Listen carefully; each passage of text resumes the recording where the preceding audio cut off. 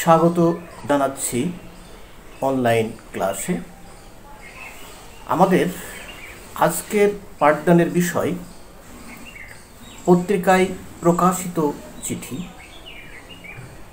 কিভাবে পত্রিকায় একটি প্রতিবেদন ছাপানো যায় সেটি আমরা আজকে ধারাবাহিকভাবে শিখব।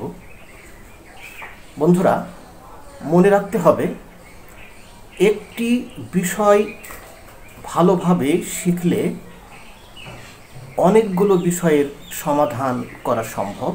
পাঠ অর্জন বিষয়টি এমনই যে একটি শিখতে হবে, অনেকগুলো লিখতে হবে, কিন্তু অনেকগুলো পড়তে হবে না।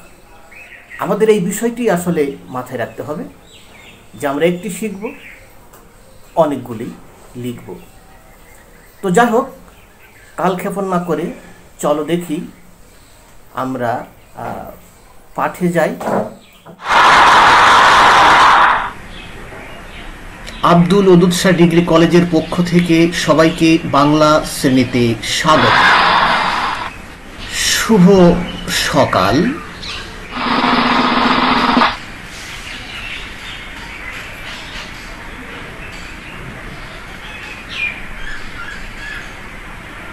শিক্ষার্থী বন্ধুরা, আমাদের আজকের পাঠ নির্মিতি থেকে পত্রিকায় প্রকাশিত পত্র কি এবং কেন।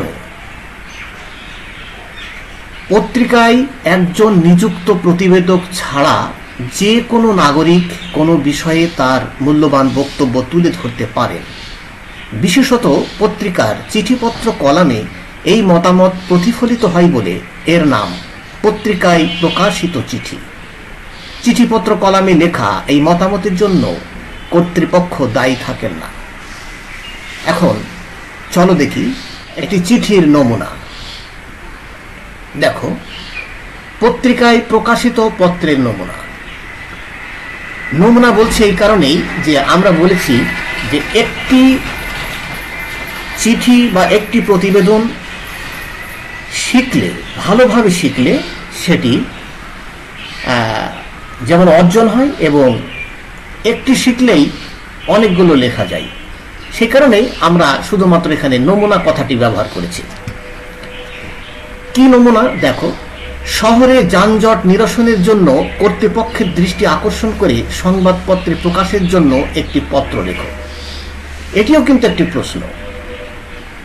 সুতরাং একটি প্রশ্ন দিয়ে আমরা অনেকগুলোকে আয়ত্তে আনবার চেষ্টা করব।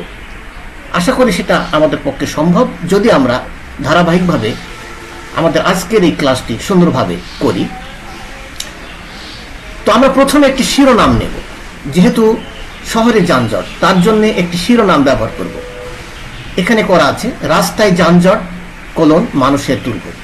তুমি তোমার মতো করে করতে পারো। তুমি বলতে পারো রাস্তায় যানজট সমস্যা। তুমি তোমার মতো করে সহজ করেও করতে পারো যে রাস্তায় যানজটের কারণে মানুষের দুর্ভোগ বেড়েছে। যে কোনোভাবে তুমি শিরোনাম করতে পারো। এখন দেখো কিভাবে আমরা সেটি লিখেছি, যে রাস্তায় যানজট কিভাবে আসলে কিভাবে লেখা যায়। তুমি তোমার মতো করে লেখো।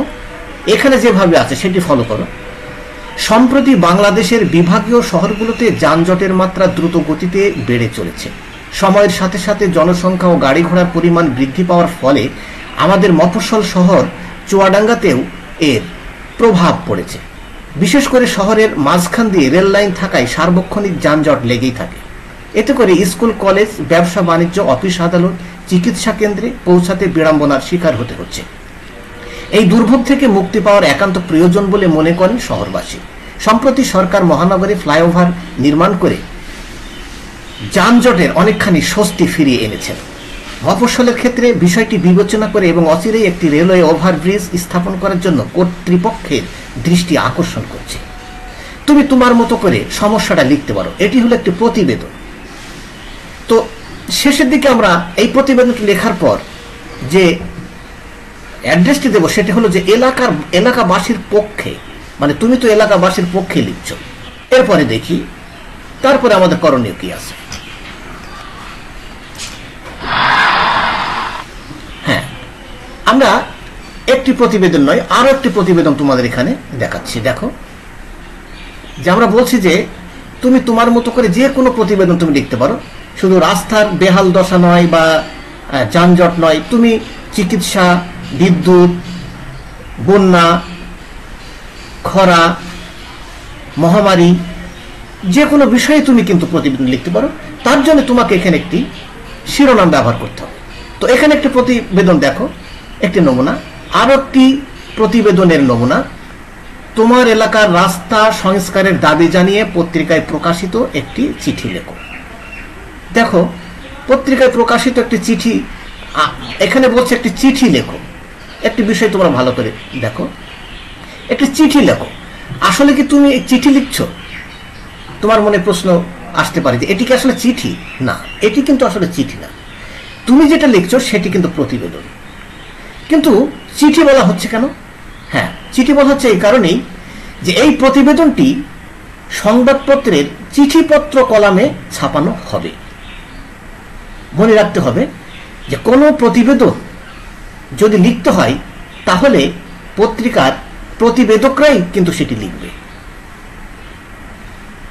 তবে সাধারণ নাগরিকও লিখতে পারেন, কিন্তু তিনি সেটি পত্রিকার প্রতিবেদন কলামে বা সংবাদপত্রের কলামে তিনি লিখবেন না। একজন নাগরিক লিখবেন চিঠিপত্র কলামে। সেই জন্য এটির নাম হচ্ছে যে চিঠিপত্র, পত্রিকায় প্রকাশিত চিঠি।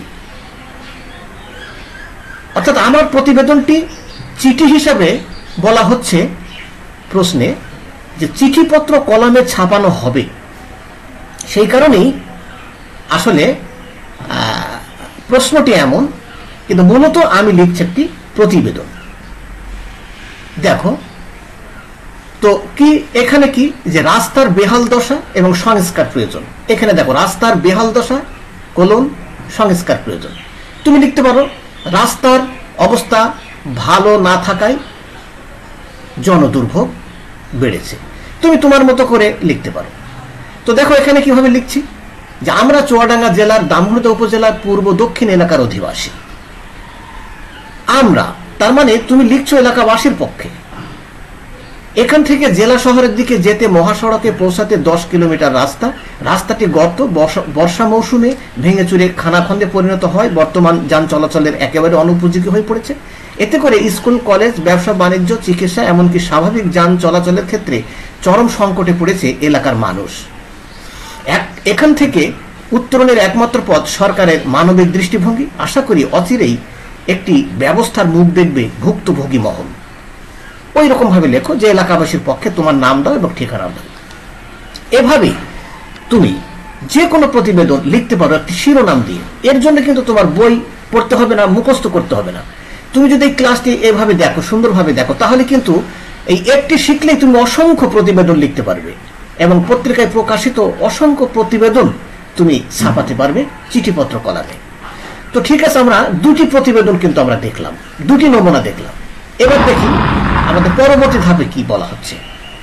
হ্যাঁ, বলছে এখানে এই কথাই যে এবার নিশ্চয় বুঝলে কিভাবে সংবাদ বা প্রতিবেদনটি লিখতে হয়।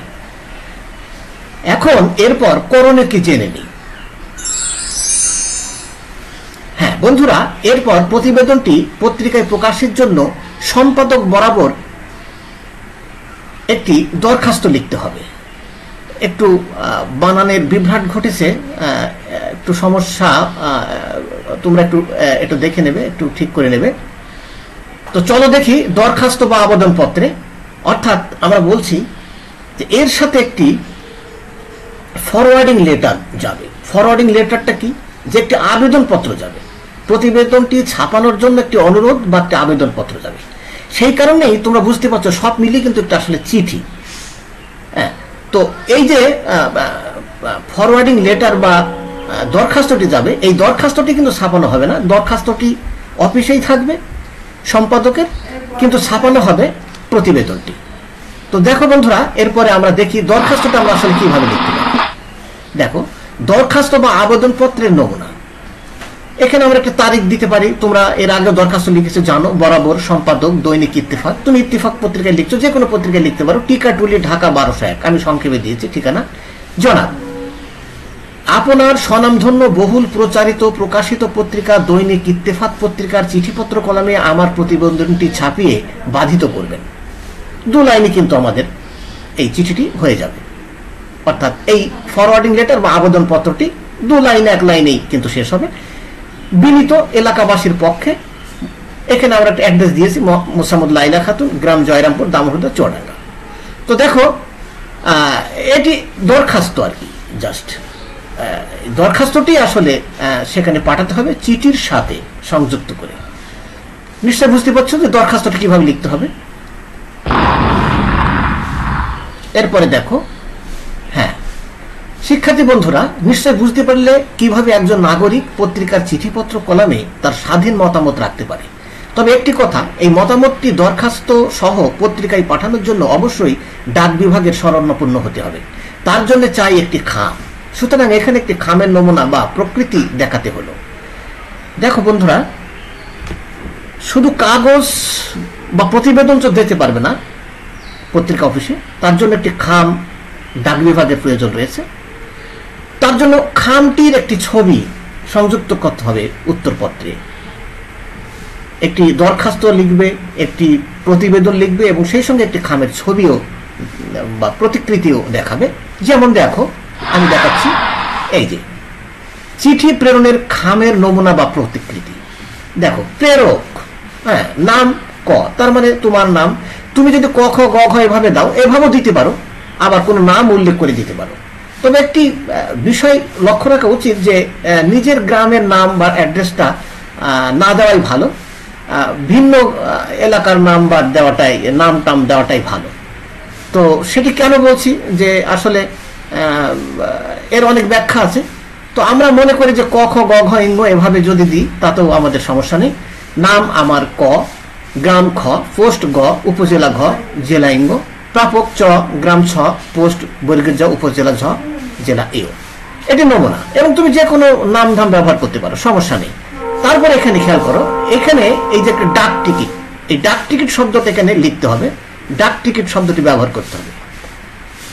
তো দেখি আমরা জানলাম। এবার হ্যাঁ বন্ধুরা, এতক্ষণ জানলে কিভাবে পত্রিকায় প্রকাশিত পত্র লিখতে হয়। এখন চলো দেখি পাঠদান মূল্যায়ন জিজ্ঞাসা পর্বে। জিজ্ঞাসা পর্বে দেখো আমরা মূল্যায়ন করতে চাচ্ছি।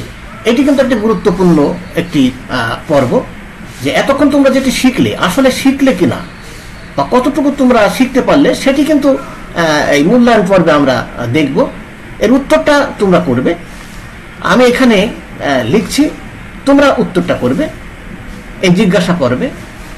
দেখো প্রশ্ন, প্রতিবেদনটি কোথায় পাঠানো হয়? তুমি নিশ্চয়ই জানো কোথায় পাঠানো হয়। দেখি অপশন, চিঠিপত্র কলামে, বিজ্ঞাপন কলামে, প্রতিবেদন কলামে, সংবাদ কলামে। এই পত্রিকার এতগুলো কলাম আছে, আরো কলাম আছে, এই কলামে আমরা কোন জায়গাটায় পাঠাবো? দেখো তুমি লেখো তোমার, বা তুমি বলো যে কোন কলামে ছাপানো হয়। তুমি ইতিমধ্যে জেনেছো যে এটা কোন কলামে, আমি আমার লেকচারে বলেছি। হ্যাঁ, পত্রিকার চিঠিপত্র কলামে ক। তারপরে 2 নাম্বার দেখো, প্রতিবেদনটির সাথে আর কি পাঠানো হয়? আমি বলেছি দেখো, একটি আবেদনপত্র, একটি চিঠি, একটি জরুরি বার্তা, একটি টেলিগ্রাফ। নিশ্চয় বুঝতে পারছো কি? তো দেখি ক না খ, গ না ঘ। দেখি, হ্যাঁ ক, একটি আবেদনপত্র। তারপরে আসি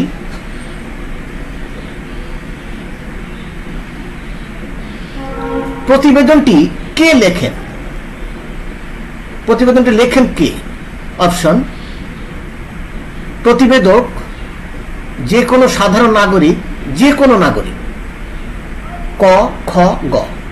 প্রতিবেদক লেখেন না যে কোনো সাধারণ নাগরিক লেখেন, নাকি যে কোনো নাগরিক লেখেন? দেখি গ, যে কোনো নাগরিক লেখেন, কোনো সাধারণ নাগরিকও লেখেন না। এই প্রতিবেদন শুধু প্রতিবেদক তাও লেখেন না, যে কোনো নাগরিকই এই প্রতিবেদনটি লিখতে পারে এবং পত্রিকার চিঠিপত্র কলামে সে ছাপাতে পারে বা দিতে পারে। তার জন্য সম্পাদক দায়ী থাকেন না।